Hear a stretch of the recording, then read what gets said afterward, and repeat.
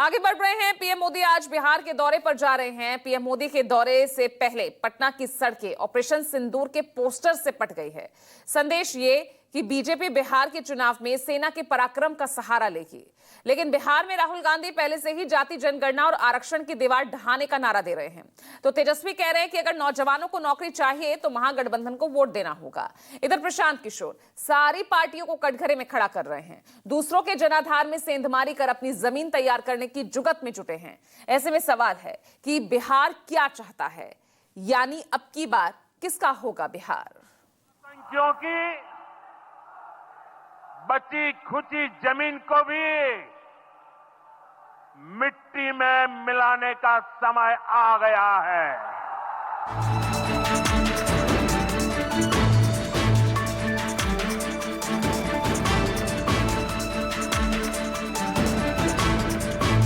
मोदी जी ने पटना में कहा था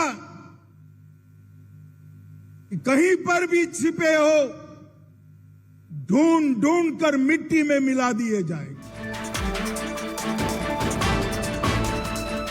तान कर बिहार की जनसभा में मैंने घोषणा की थी,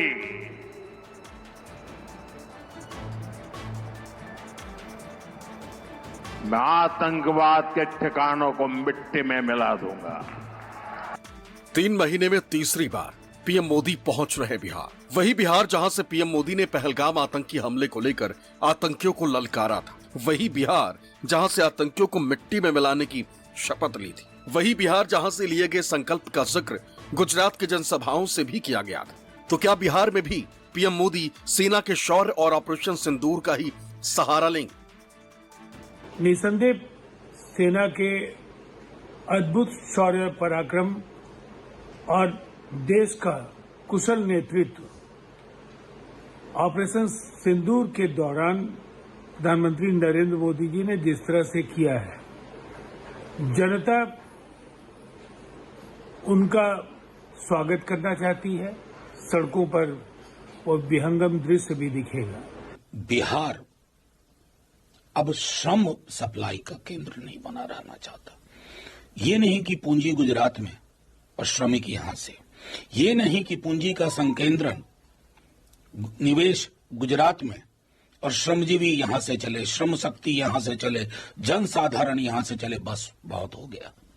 औपनिवेशिक शासनकाल से बिहार ने ये भुगता है। प्रधानमंत्री नरेंद्र मोदी अपने 2 दिवसीय दौरे पर कल बिहार पहुंच रहे हैं। सबसे पहले बिहार की राजधानी पटना में 6 किलोमीटर का प्रधानमंत्री नरेंद्र मोदी का रोड शो होने वाला है।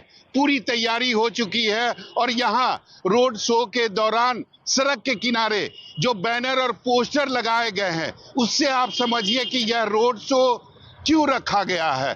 पहला जो पोस्टर है उसमें आप देखिए लिखा हुआ ऑपरेशन सिंदूर, सिंदूर की ललकार, सेना की जय जय कर। भारत के यशस्वी प्रधानमंत्री श्री नरेंद्र मोदी जी का हार्दिक अभिनंदन और स्वागत है। हिंदुत्व और राष्ट्रवाद के जरिए चुनावी वैतरणी पार करने का बीजेपी का तरीका नया नहीं और पहलगाम हमले के बाद की परिस्थितियों में तो बीजेपी कतई इस मुद्दे को हाथ से जाने नहीं देगी। लेकिन जब राहुल गांधी भी बिहार में जाति जनगणना, आरक्षण और सिस्टम में दलितों पिछड़ों की भागीदारी बढ़ाने का मिशन लेकर डटे हैं, तो राहुल के इस कास्ट कार्ड के सामने बीजेपी का राष्ट्रवाद टिक पाएगा? हमने नरेंद्र मोदी से कहा, पार्लियामेंट में कहा, तुम्हें जाति जनगणना करना पड़ेगा। नरेंद्र मोदी जी ने आपके दबाव से डर कर जाति जनगणना हिंदुस्तान में घोषित किया है। आपके दबाव से डर कर उन्होंने कॉन्स्टिट्यूशन अपने माथे पर लगाया है और 3 मांगे हैं। पहली मांग जाति जनगणना, दूसरी मांग प्राइवेट इंस्टीट्यूशंस में, प्राइवेट स्कूल्स और कॉलेजेस में रिजर्वेशन, अति पिछड़ा का, ओबीसी का, दलित का, आदिवासी का। तीसरी बात एससी एसटी सब प्लान, जो आपका पैसा है, जो आपको नहीं दिया जाता है। हाथ में संविधान लिए सामाजिक न्याय और सिस्टम में आबादी के मुताबिक दलितों पिछड़ों को हिस्सेदारी देने की मुहिम के तहत जब 15 मई को राहुल गांधी ने बिहार के दरभंगा का दौरा किया था, तब पुलिस प्रशासन ने राहुल गांधी को ये कहकर दलित छात्रों से मुलाकात की इजाजत नहीं दी थी कि राहुल ने इसकी परमिशन नहीं ली थी। हालांकि तमाम झंझावातों से दो हाथ करते हुए राहुल ने छात्रों से संवाद कर ही लिया। पीएम मोदी, नीतीश कुमार, बीजेपी और आरएसएस को अपना संदेश पहुंचा ही दिया। बिहार के दरभंगा में जाति जनगणना और आरक्षण पर अपना रुख स्पष्ट करने के बाद राहुल गांधी ने पटना में महान समाज सुधारक महात्मा ज्योतिबा फुले जी और माता सावित्रीबाई फुले जी के जीवन संघर्षों पर आधारित फिल्म देखी और सबसे इस फिल्म को देखने की अपील की। मैं स्टूडेंट से बात करने आया था, कमजोर वर्ग के स्टूडेंट्स, दलित, पिछड़ा वर्ग, अति पिछड़ा वर्ग, अति दलित वर्ग, बट अलाउ नहीं किया, रोकने की कोशिश की, बट हो गया हमारा काम। राहुल गांधी सिस्टम में दलितों, पिछड़ों और वंचितों की हिस्सेदारी की जिद ठाने तो तेजस्वी बिहार में सरकारी नौकरी और रोजगार के नाम पर युवाओं की गोलबंदी कर रहे हैं।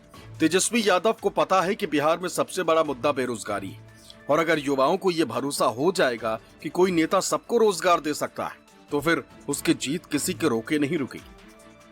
मिलना चाहिए। हमारी सरकार बनेगी तो किसी छात्र पर लाठी नहीं चलेगी। हमारी सरकार बनेगी तो 1 महीने अंगड़ाई ली है तब सत्ता डोला है। अब हमको निकम्मी सरकार नहीं चाहिए, ऐसे बिहार नहीं चलेगा। नौजवानों को नौकरी मिलना चाहिए, बीपीएससी के छात्रों को न्याय मिलना चाहिए। हमारी सरकार बनेगी तो किसी छात्र पर लाठी नहीं चलेगी। हमारी सरकार बनेगी तो 1 महीने के अंदर हम लोग कैबिनेट का डिसीजन लेकर के युवा आयोग का गठन कराएंगे। बिहार में हम लोग स्थानीय नीति को लागू करेंगे 100%। 100% डोमिसाइल को लागू करेंगे। हमारी सरकार बनेगी तो फॉर्म का पैसा नहीं देना होगा। आने और जाने का किराया भी सरकार देगी। हालांकि नीतीश कुमार अपनी सभाओं में आज भी लालू राबड़ी शासनकाल की याद दिलाकर आरजेडी को जंगल राज वाली पार्टी करार देते, तेजस्वी के नौकरी देने वाले दावों का भी मजाक उड़ाते। लेकिन तेजस्वी अपनी लाइन पर अड़िग है, इस दलील और अपील के साथ कि तुम मुझे वोट दो, मैं तुम्हें नौकरी दूंगा। याद है ना, जब हम लोग आए थे पहली बार सरकार में तो उस समय क्या स्थिति थी आप जानते हैं। शाम के बाद कोई घर से बाहर नहीं निकलता था, ये बुरा हाल है। जगह जगह लोग तरह तरह की बात करते, लेकिन जो लोग भी शासन में थे तो आप समझिए शाम में भी घर से बाहर नहीं निकलते थे। सुभाष चंद्र बोस ने कहा था तुम हमें खून दो, मैं तुम्हें आजादी दूंगा। आज तेजस्वी कहता तुम मुझे वोट दो, मैं तुम्हें नौकरी दूंगा। पीएम मोदी ऑपरेशन सिंदूर के जरिए बिहार में कमल खिलाना चाह रहे हैं। नीतीश कुमार सुशासन बाबू की छवि के जरिए बिहार में एक और मौका चाह रहे हैं। राहुल गांधी जाति जनगणना और आरक्षण बढ़ाने की जिद पर अड़े तो तेजस्वी कह रहे हैं कि नौकरी चाहिए तो आरजेडी को वोट देना होगा। महागठबंधन की सरकार बनानी होगी, लेकिन बिहार की सियासत में अपनी जमीन तलाश रहे जनसुराज के संस्थापक प्रशांत किशोर सारी पार्टियों को खारिज कर अपने लिए वोट मांग रहे हैं। ऑपरेशन सिंदूर के जरिए बिहार में कमल खिलाने का मंसूबा लिए बिहार आ रहे प्रधानमंत्री को उनके पुराने वादों की याद दिला रहे हैं। इस सवाल के साथ कि पिछले चुनाव में 1,25,000 करोड़ रुपए के विशेष पैकेज का क्या हुआ। मोदी जी हजारों करोड़ रुपए के प्रोजेक्ट का उद्घाटन करेंगे। पहले मोदी जी को ये बताना है कि 2015 में 1,25,000 करोड़ रुपए के विशेष पैकेज की घोषणा बिहार के लिए उन्होंने आरा से की थी। 2015 के बाद से दिल्ली में और बिहार में दोनों जगह भाजपा जदयू की एनडीए की सरकार है, तो मोदी जी को और उनके सहयोगियों को ये बताना चाहिए कि 2015 के बाद क्या मोदी जी ने 1,25,000 करोड़ का पैकेज बिहार को भेजा कि नहीं भेजा। जीतन राम मांझी के कार्यकाल को अपवाद मान ले तो 2005 से अब तक नीतीश कुमार ही बिहार के मुख्यमंत्री पद पर काबिज। पिछले चुनाव में तेजस्वी ने नौकरी को सबसे बड़ा मुद्दा बनाकर एनडीए को कड़ी टक्कर दी थी। आरजेडी सबसे बड़ी पार्टी भी बनी थी, लेकिन सरकार बनाने लायक बहुमत हासिल नहीं कर पाई। पिछले चुनाव में भी कांग्रेस महागठबंधन का हिस्सा थी, लेकिन उसका चुनावी परफॉर्मेंस उम्मीद से कम रहा। इस बार राहुल गांधी और तेजस्वी दोनों फॉर्म में हैं, लेकिन ऑपरेशन सिंदूर पर बीजेपी के सियासी प्लान से ये सवाल बड़ा हो गया है कि बिहार की जनता को हिस्सेदारी चाहिए, रोजगार चाहिए या फिर बीजेपी का राष्ट्रवाद। सौरभ कुमार, पटना, न्यूज 24। आज से प्रधानमंत्री 4 राज्यों के दौरे पर निकलने जा रहे हैं। सिक्किम, पश्चिम बंगाल, बिहार और उत्तर प्रदेश। सभी राज्यों के विकास की सौगात मिलेगी, लेकिन सबसे ज्यादा निगाहें बिहार पर टिकी है, जहां इस साल के अंत में विधानसभा चुनाव होने हैं। विपक्ष इसे चुनावी रणनीति बता रहा है, जबकि बीजेपी इसे विकास यात्रा कह रही है।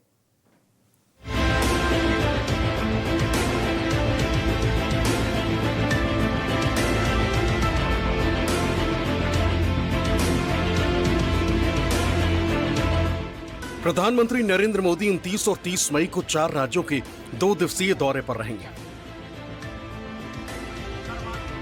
इस दौरे में वो सिक्किम, पश्चिम बंगाल, बिहार और उत्तर प्रदेश का दौरा करेंगे। हर राज्य को मिलेगी विकास योजनाओं की सौगात। लेकिन इन सब में सबसे अहम है बिहार, जहां इसी साल अक्टूबर-नवंबर में विधानसभा चुनाव होने हैं। ऐसे में पीएम का यह दौरा राजनीतिक दृष्टिकोण से बेहद अहम माना जा रहा है। पीएम मोदी के बिहार दौरे से पहले बीजेपी ने सियासी जमीन तैयार करने की रणनीति बनानी शुरू कर दी। पटना समेत कई शहरों में जो पोस्टर लगे हैं, उसमें ऑपरेशन सिंदूर का असर साफ दिख रहा है। पीएम मोदी गुरुवार की शाम पटना पहुंचेंगे, जहां सबसे पहले वो पटना एयरपोर्ट के नए टर्मिनल भवन का उद्घाटन करेंगे। फिर पटना में भव्य रोड शो करेंगे, जिसके लिए बीजेपी ने 32 जगहों पर मंच बनवाए। रोड शो के बाद पीएम मोदी विक्रमगंज में जनसभा करेंगे और इसके साथ कई विकास परियोजनाओं का शिलान्यास और लोकार्पण करेंगे। हालांकि विपक्ष ने पीएम मोदी के इस दौरे को सियासी यात्रा बताया है। यह आरोप भी लगाया है कि केंद्र सरकार आतंकी हमले को चुनावी हथियार बना रही है। प्रधानमंत्री नरेंद्र मोदी जी कल बिहार आ रहे हैं। बिहार पलके बिछाकर उनके स्वागत के लिए तैयार है। प्रधानमंत्री जी जब बिहार आएंगे तो 2 दिवसीय दौरा है। वो एयरपोर्ट का भी उद्घाटन करेंगे, रोड का भी, बिजली का भी, बहुत सारे प्रोजेक्ट हैं। बीजेपी ऑफिस भी आएंगे, रोड शो भी करेंगे। प्रधानमंत्री जी पहलगाम की घटना के बाद बिहार में झंझारपुर आए थे। यहीं से उन्होंने वचन दिया था कि पाकिस्तान और जो आतंकी है उसको सबक सिखाएंगे। सबक सिखाकर बिहार आ रहे हैं। बिहार के लोगों में खुशी है, उत्साह है। प्रधानमंत्री जी की यह यात्रा इससे भी बेहद अहम है कि वो राज्य को 50,000 करोड़ रुपए से ज्यादा की सौगातें देने जा रहे हैं, जिससे बिहार के विकास को कुछ नए आयाम भी जोड़ने के अवसर मिल सकेंगे। बिहार अब श्रम सप्लाई का केंद्र नहीं बना रहना चाहता।